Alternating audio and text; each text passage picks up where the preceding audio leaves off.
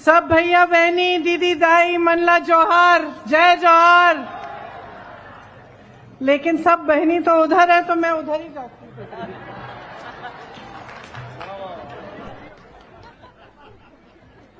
नहीं तो दिख नहीं रही थी ना वहां। भैया माफ करना, मैं बहनों के लिए यहां आ गई। सुनाई दे रहा है अच्छी तरह?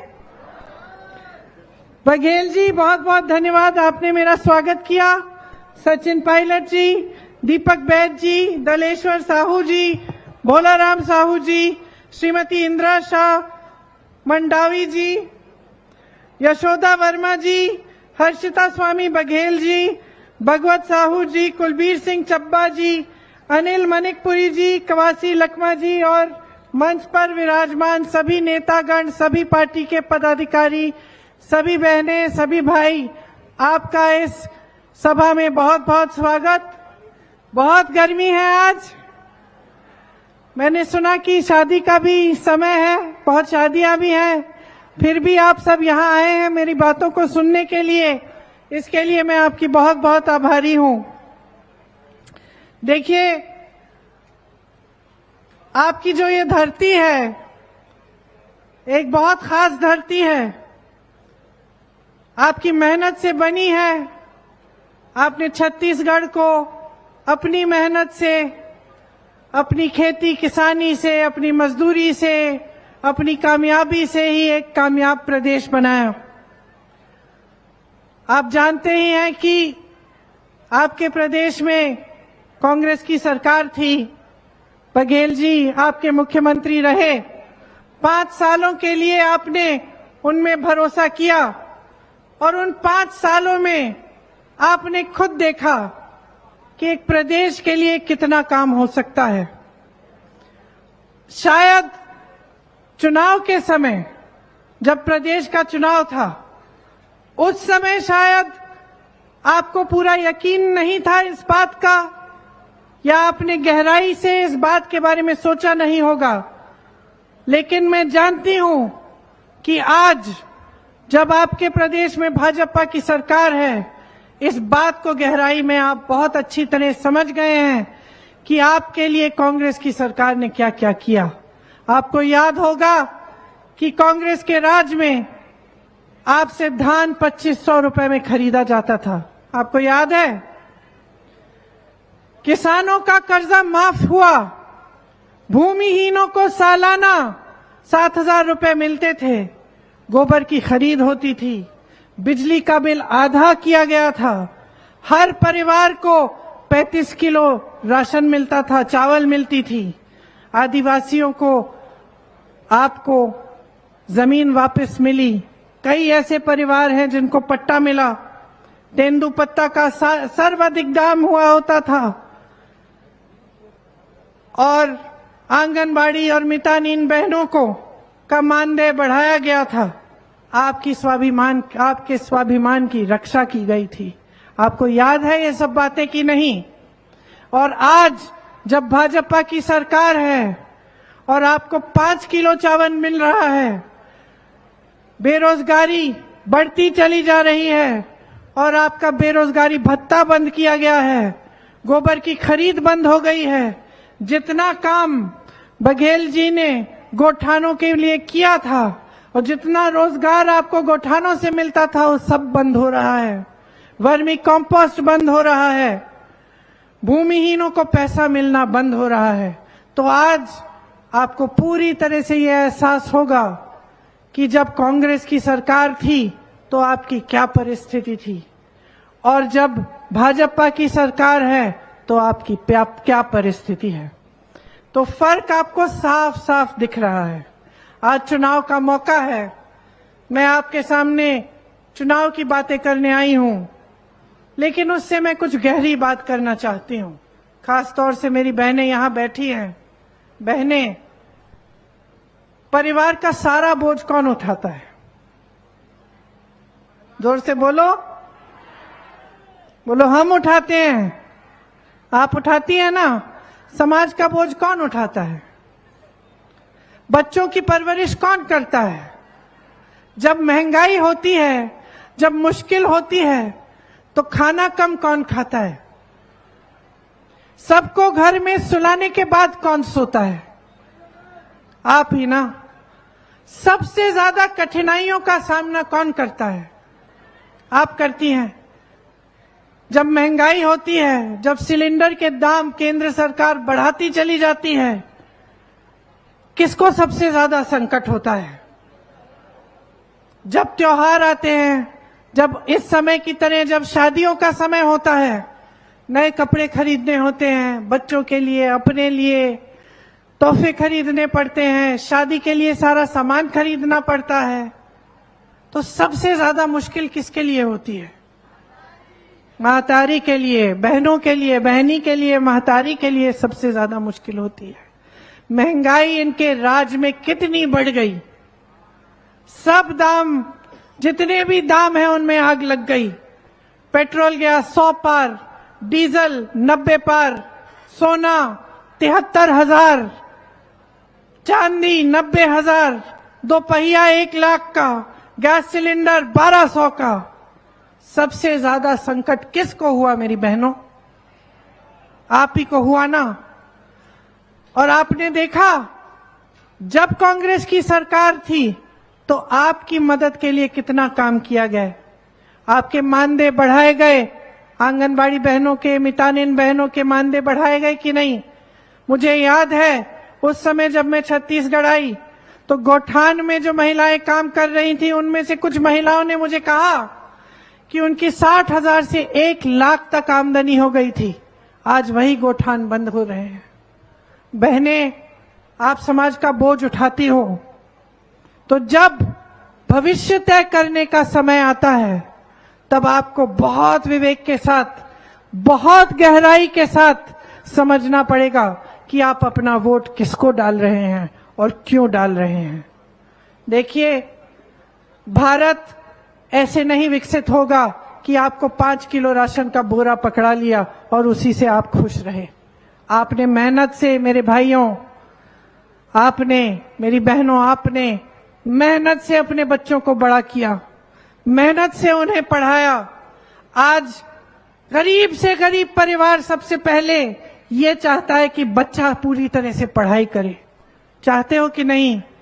चाहे आप खेती किसानी करते हो, चाहे आप मजदूरी करते हो, सब चाहते हैं कि बच्चा अच्छे पाठशाला में पढ़े, बच्ची की अच्छी शिक्षा हो, ताकि बड़े होकर रोजगार मिले, बड़े होकर आपकी देखभाल हो। सब यही प्रयास करते हैं। जब कांग्रेस की सरकार थी तो तमाम पाठशालाएं खोली गई, इंग्लिश मीडियम स्कूल खोले गए, जिसमें आपकी पढ़ाई आसानी से हो सकती थी। आज बघेल जी ने कहा, उन्हीं पाठशालाओं में आपसे बड़ी बड़ी फीस ली जाती है। आप सबने मेहनत की, अपने बच्चों को पढ़ाया लिखाया, इसलिए कि एक सरकार आए, उसको 5 किलो राशन पकड़ा दे और बोले घर पे बैठो। ऐसे बनेगा भविष्य आपके बच्चों का? कोई मना नहीं करता, राशन मिलना चाहिए, हमने तो और भी दिया। ये लोग 5 किलो दे रहे हैं चावल, हमने 35 किलो दिया, लेकिन हमने कभी ये नहीं कहा कि यही तुम्हारे लिए काफी है। हमने कभी इस मंच पे खड़े होकर ये नहीं कहा कि बस तुम्हें यही मिलेगा। हम तुम्हारे रोजगार की बात नहीं करेंगे, हम बढ़ती हुई महंगाई की बात नहीं करेंगे। हमने तुम्हें राशन दे दिया, इसी से खुश रहो, कभी नहीं कहा किसी कांग्रेस के नेता ने। लेकिन भाजपा का एक एक नेता, भाजपा के प्रधानमंत्री भी ऐसा कहते हैं। रोजगार की बात नहीं करते, रोजगार बनाने की बात नहीं करते, महंगाई घटाने की बात नहीं करते।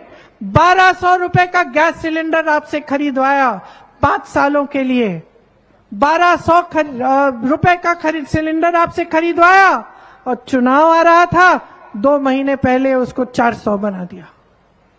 बहनें सोचो, बहनें सोचो।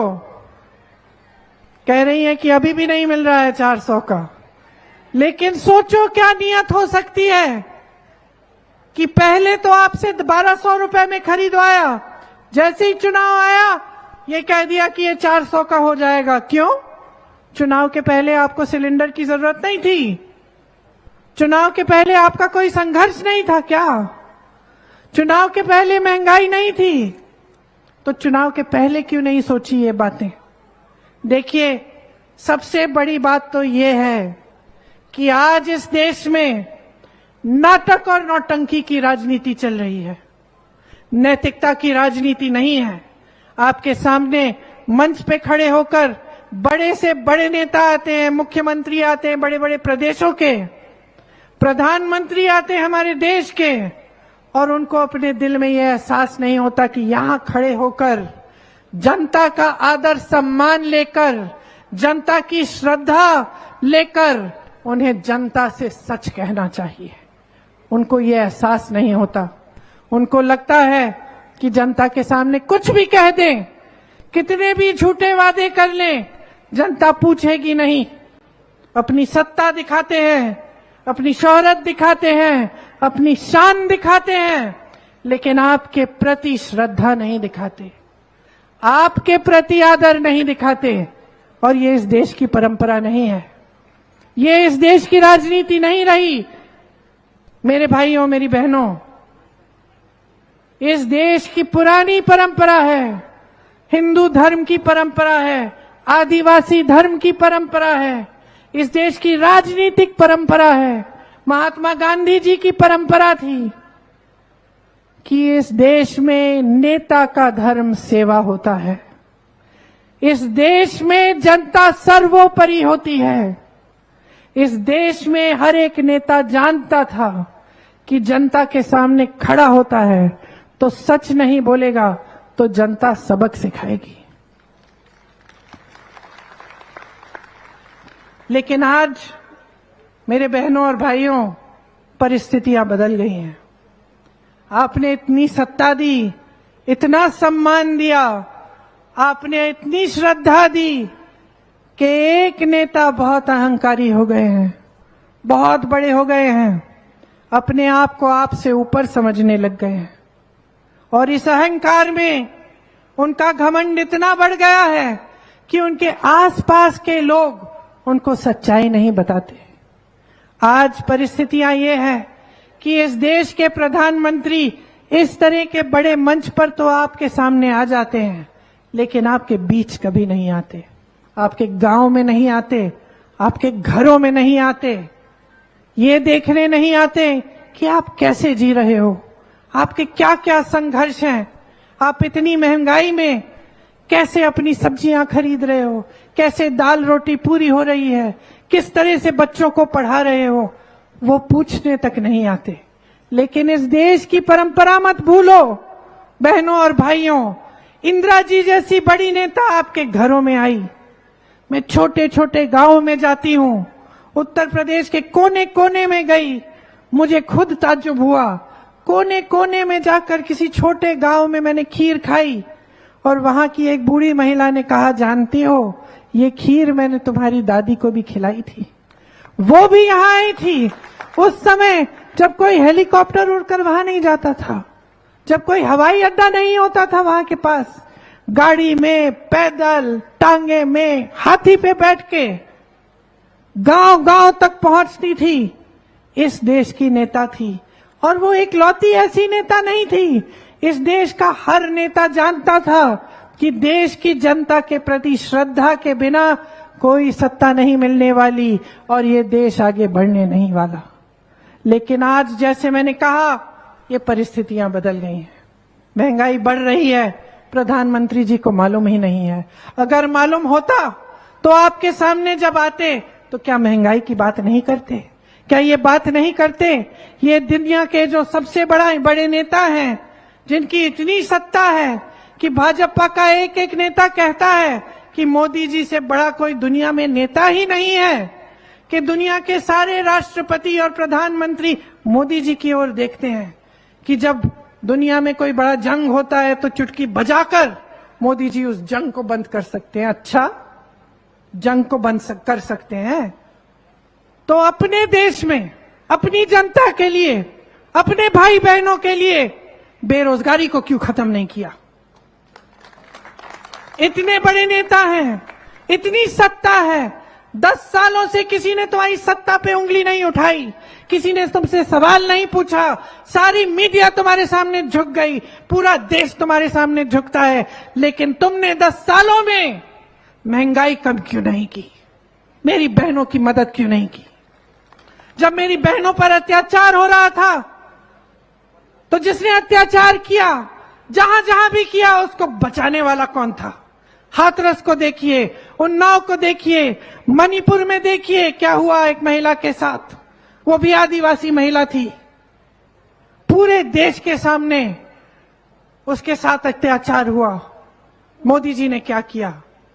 अपना मुंह फेर लिया, आंखें मूंद ली, और जहां जहां महिलाओं के साथ अत्याचार हो रहा है, चाहे उत्तराखंड में हो, चाहे उत्तर प्रदेश में हो, चाहे हरियाणा में हो, चाहे हमारी ओलंपिक मेडलिस्ट के साथ ना हो, इस सरकार ने, नरेंद्र मोदी जी की सरकार ने अत्याचारों को बचाया है।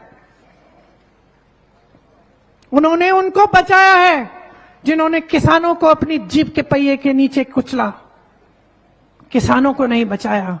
उन्होंने उनके कर्ज माफ किए, 16 लाख करोड़ रुपए के कर्ज, जो बड़े बड़े उद्योगपति इनके दोस्त हैं, लेकिन किसानों के कर्ज माफ नहीं किए। जब गन्ने का बकाया था 15,000 करोड़, तब उन्होंने नए संसद के लिए 20,000 करोड़ खर्च लिए, लेकिन गन्ने का बकाया नहीं दिया उत्तर प्रदेश के किसान को।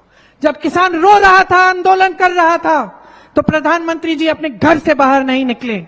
मात्र 2 किलोमीटर 3 किलोमीटर की दूरी पर रहते हैं, बाहर नहीं निकले। 600 किसान शहीद हुए, लेकिन प्रधानमंत्री बाहर नहीं निकले उनकी बातों की सुनवाई करने के लिए।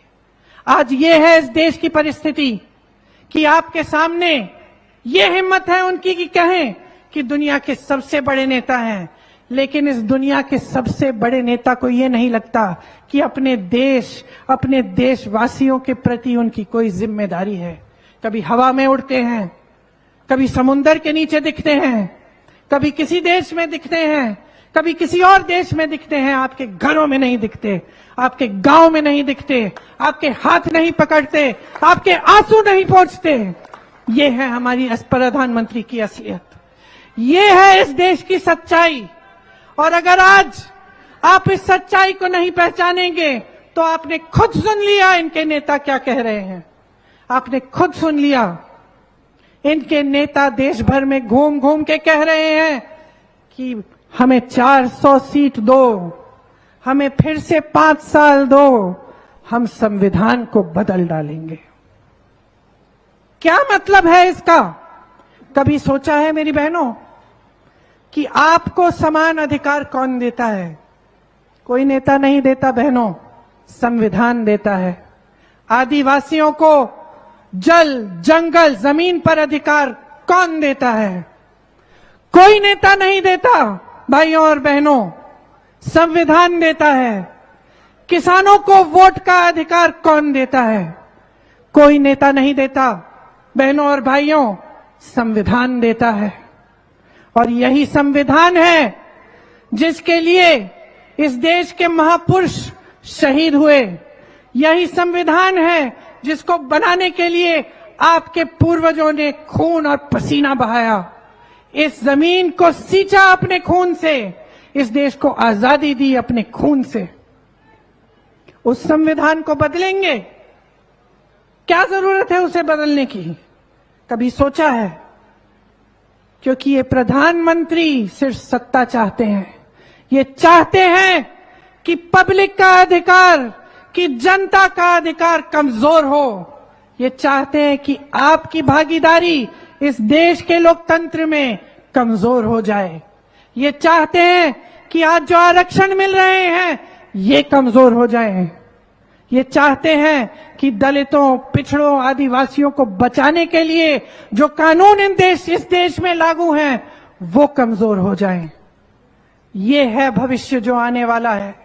इसको गहराई से समझिए बहनों और भाइयों। आपने बहुत देख लिया है, मेरे किसान भाई बैठे हैं, कितना जूझोगे? पूछना चाहती हूं आपसे, कितना सहोगे? जितना सामान आप खेती के लिए इस्तेमाल करते हो उस पे जीएसटी डाल डाल के उसको महंगा कर डाला। खेती से रोजगार मिलता था, खेती से आमदनी बनती थी, खेती से किसान मजबूत बनता था। आज क्या हालात है? आज हालात ये है कि देश भर में खेती से कमाई होनी बंद हो गई है। कौन कमा रहा है उपज से? अडानी कमा रहे हैं उपज से, बड़े बड़े उद्योगपति कमा रहे हैं। मैं हिमाचल में, मेरा घर है, हिमाचल के किसानों से पूछो, सेब की उपज होती थी, दाम किसान तय करता था, आज दाम अडानी तय कर रहे हैं। आज प्रधानमंत्री जी ने अपने बड़े बड़े उद्योगपति मित्रों को इस देश की सारी संपत्ति सौंप दी है। कोयला, सीमेंट, सड़कें, हवाई अड्डे, बंदरगाह, बड़े बड़े पीएसयू के सब्सिडरी सारे अपने बड़े बड़े उद्योगपति मित्रों को सौंप दिए। कोई ये नहीं कहता कि देश में उद्योग नहीं होना चाहिए, होना चाहिए। इस देश को उद्योग ने आगे बढ़ाया है, लेकिन किसी ने ऐसा कभी नहीं कहा कि सिर्फ 2 या 3 बड़े उद्योगपति सारा कुछ खा जाए, उनके इतने लोन माफ हो जाए कि किसान मर रहा है, आत्महत्या कर रहा है 10,000 रुपए के लिए। किसान अपनी बेटी की शादी नहीं करा पाता, कर्ज लेना पड़ता है, कर्ज चुका नहीं पाता, आत्महत्या करता है। और बड़ा उद्योगपति जिसके पास हजारों करोड़ पहले से है, जिनके आलीशान बंगले हैं, जिनकी शादियां ऐसे होती हैं जैसे पुराने जमाने में महाराजाओं की होती थी, उनके कर्ज आप माफ कर रहे हैं, गरीबों के कर्ज माफ नहीं कर सकते। तो गरीब को पूछेगा कौन? किसान के बेटे को पूछेगा कौन? मजदूर के बेटे को पूछेगा कौन? मेरी बहनें, आपकी बेटियों को पूछेगा कौन? अगर यही चलता चले जाएगा तो इस देश के भविष्य में सिर्फ यही होगा कि जितने बड़े बड़े उद्योगपति हैं, और वो भी सिर्फ जो प्रधानमंत्री जी के मित्र हैं, वो आगे बढ़ते चले जाएंगे और आप पीछे इस दलदल और खाई में हमेशा रहेंगे। यही है आज इस देश की असलियत। आज इस देश की असलियत ये है कि जब आपके सामने आते हैं भाजपा के नेता तो सिर्फ 2 बातें करते हैं, महंगाई नहीं, बेरोजगारी नहीं, रोजगार कैसे बनाएंगे नहीं, खेतों को, किसानों को मजबूत कैसे बनाएंगे नहीं, महिलाओं को अत्याचार से बचाएंगे, कैसे बचाएंगे, ये बातें नहीं होती। सिर्फ 2 बातें, परिवारवाद और भ्रष्टाचार। कल आएंगे, परसों आएंगे मोदी जी, सुन लेना, यही 2 बातें कहेंगे। हम सबको भ्रष्ट कह डालेंगे, सारी दुनिया भ्रष्ट है, सिर्फ मोदी जी ईमानदार हैं, ये कहेंगे आपको। ये कहेंगे कि सिर्फ मोदी जी अकेले भ्रष्टाचार के खिलाफ लड़ रहे हैं, सिर्फ मोदी जी अपने बारे में ऐसे बोलेंगे, सिर्फ मोदी लड़ रहा है, मोदी को साथ दो। और मैं आपको कहना चाहती हूं कि सच्चाई बाहर आ गई है। आज भ्रष्टाचार की सच्चाई बाहर आ गई है, क्योंकि इन्होंने एक कानून बनाया था, इलेक्टोरल बॉन्ड्स बोलते थे उस स्कीम को, जो उस कानून के तहत इन्होंने ऑर्डिनेंस से पास किया। उस स्कीम में जो भी इनको चंदा देता था उसका नाम गुप्त रहता था। गुप्त मतलब जनता को नहीं पता था कि कौन किसको कितना चंदा दे रहा है, ठीक है। इन्होंने ये स्कीम बनाई, खूब चंदा लिया, ठीक है, राजनीतिक दलों को लेना ही पड़ता है चंदा, लेकिन देखिए कि इन्होंने किस किस से लिया। सुप्रीम कोर्ट ने जब देखा कि ये नाम गुप्त है, तो सुप्रीम कोर्ट ने कहा कि ये नाम गुप्त नहीं होने चाहिए, पारदर्शी करो, सूची निकालो, किसने चंदा दी, किस राजनीतिक दल को दी, भाजपा को किसने दिया, कांग्रेस को किसने दिया, कितना दिया, ये सब जनता को पता होना चाहिए। जब ये सूची बाहर निकली भाइयों और बहनों, तो ये जो ईमानदार प्रधानमंत्री हैं हमारे, इनकी सच्चाई देश के सामने आई। पता चला कि जिस जिस पे छापा मारा था उससे चंदा लिया, चंदा लेने के बाद केस खत्म। जिस जिसको भ्रष्ट कहा था, जिस जिस पे कार्रवाई की थी, उससे चंदा लिया, चंदा लेने के बाद कार्रवाई बंद। पता चला कि ऐसी कंपनियों से चंदा लिया जिनका मुनाफा कम था, चंदा ज्यादा दे रही हैं। पता चला कि ऐसी ऐसी कंपनियों से चंदा लिया जिनसे इनको शर्म आनी चाहिए। गुजरात में एक पुल बना, वो पुल गिरा, बनाने वाले से चंदा लिया। सोच लीजिए, इनको कहते हैं कि प्रधानमंत्री ईमानदार हैं, ये सबको भ्रष्ट कहते हैं। इन्होंने ये औजार निकाल लिया है सारे विपक्ष को भ्रष्ट कहने का।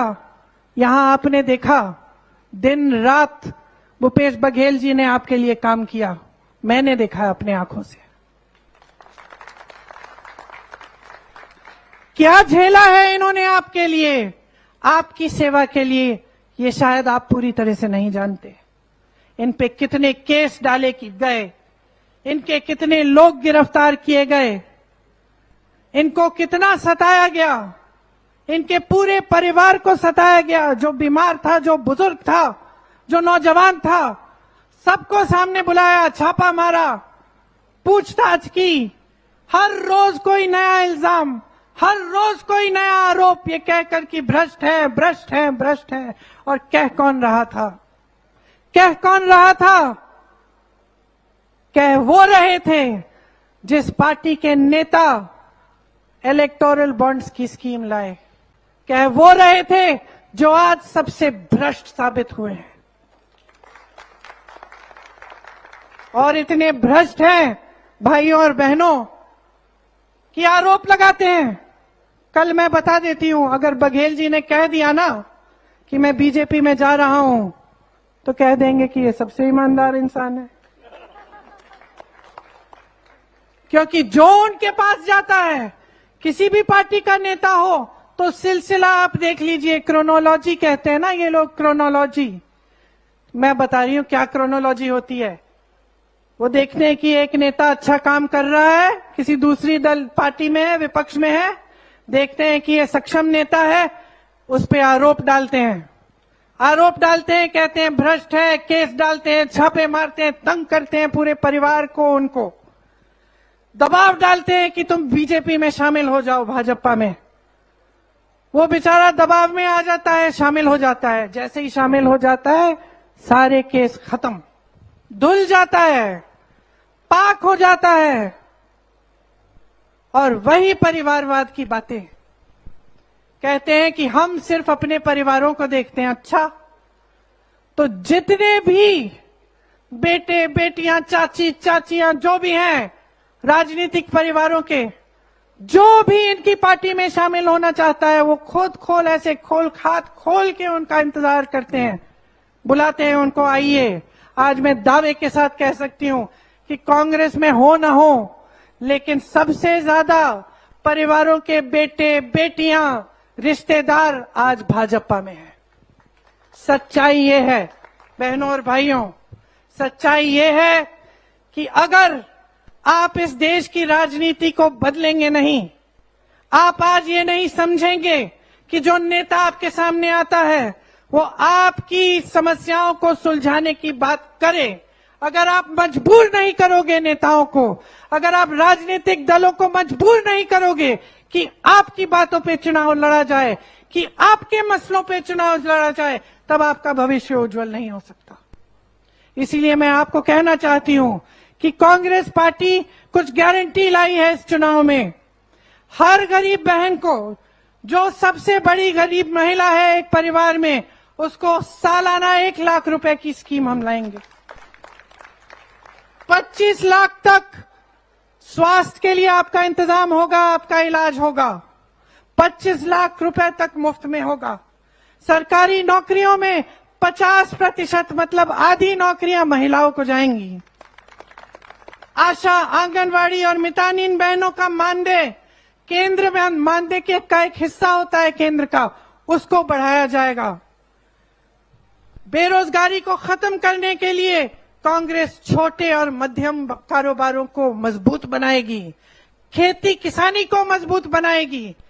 जो 30 लाख आज रोजगार केंद्र सरकार में खाली हैं, उनको कांग्रेस भरवाएगी। इसकी हम गारंटी देते हैं आपको। ये जो अग्निवीर का प्रोग्राम है, जिसमें आप सेना में मात्र 5 सालों के लिए जा सकते हैं, उसके बाद आपका क्या होगा किसी को नहीं मालूम, इसको हम रद्द करेंगे। 5,000 करोड़ रुपए का फंड बनाएंगे, जिससे नौजवान जब अपना छोटा छोटा कारोबार शुरू करना चाहता है उसकी मदद हो। स्नातक पास बच्चों को 1 लाख रुपए सालाना मिलेगा जब तक उनको नौकरी नहीं मिलेगी, और एक अप्रेंटिसशिप का प्रोग्राम बनाएंगे, जिससे जब आप पास होते हो उसके बाद आपको 1 साल के लिए एक नौकरी मिलेगी, जहां से आपको आमदनी मिल पाए, जब तक आपको कोई और नौकरी ना मिल पाए। शिक्षा का लोन माफ होगा और शहरों में न्यूनतम रोजगार की गारंटी आपको मिलेगी। मेरे किसान भाइयों के लिए एमएसपी एक कानून बनेगा, और जो आपकी यहाँ की उपज है, आप जानते हैं कि जब हमारी प्रदेश सरकार थी तो उसके लिए भी हमने एमएसपी लाने का प्रयास किया, और हम कहते थे अगर फिर से सरकार आएगी तो आपके वन उपजों पर भी एमएसपी हम लागू करेंगे। तो एमएसपी को कानून बनाएंगे, और जब आपके फसल का नुकसान होता है तो 30 दिनों के अंदर उसका भुगतान आपको पूरा मिलेगा। खेती के सारे सामानों पर जीएसटी खत्म होगी।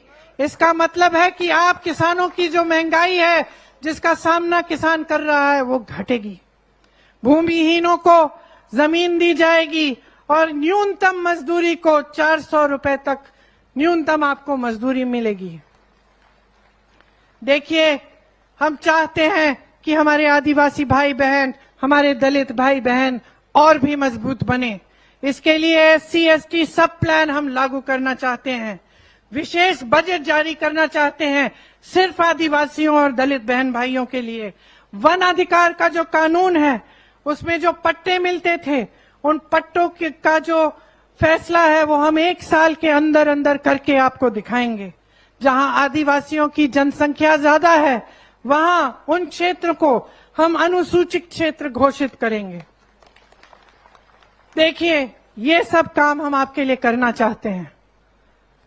जैसे मैंने कहा, 2 बड़े मसले हैं आपके सामने। एक कि भारतीय राजनीति आपके लिए, आपकी सेवा के लिए और आपके समस्याओं को सुलझाने के लिए ही हो।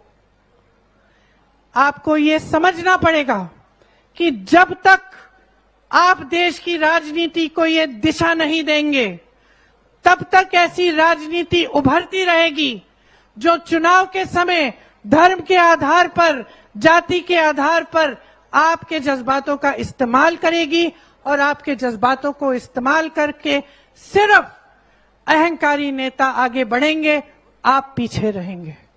तो सबसे पहला मुद्दा ये, शुरू से मैं यही कह रही हूं कि आपको राजनीति को बदलना है और एक ऐसी राजनीति वापस लानी है इस देश में जिसका नेता सादगी से रहे, आपकी समस्याओं को सुलझाने का काम करे, आपके बीच आए और आपको सुविधा देने का काम करे। दूसरी बात कि ये जो सब बातें हो रही हैं संविधान बदलने की, 400 पार की, और ऐसे नेताओं की कि खुद सक्षम होते रहें, बड़े बड़े उद्योगपतियों को सारी संपत्ति देते रहें और आपको पीछे छोड़े, ये राजनीति समाप्त होनी चाहिए। तो ये बड़े बड़े 2 मुद्दे हैं। मेरी पूरी आशा है, उम्मीद है कि आप मेरी बातों को जिस तरह ध्यान से आप सुन रहे हैं उसी तरह से आप इनको याद करेंगे जिस दिन आप वोट देंगे, और भूपेश बघेल जी को आप विजयी बनाएंगे, क्योंकि भूपेश बघेल जी ने हमेशा आपकी सेवा की है। वो समझते हैं इन बातों को, वो किसान के बेटे खुद हैं, तो वो समझते हैं आपके संघर्ष को। आप ही के संघर्ष से उठकर उभर कर आए हैं, तभी नेता बने हैं। इनके दिल में आपके लिए पूरी श्रद्धा है, और उस श्रद्धा के तहत वे हमेशा आजीवन आपकी सेवा करेंगे। आपको बहुत बहुत धन्यवाद। बहुत ध्यान से आपने मेरी लंबी बातों को सुना। जय हिंद।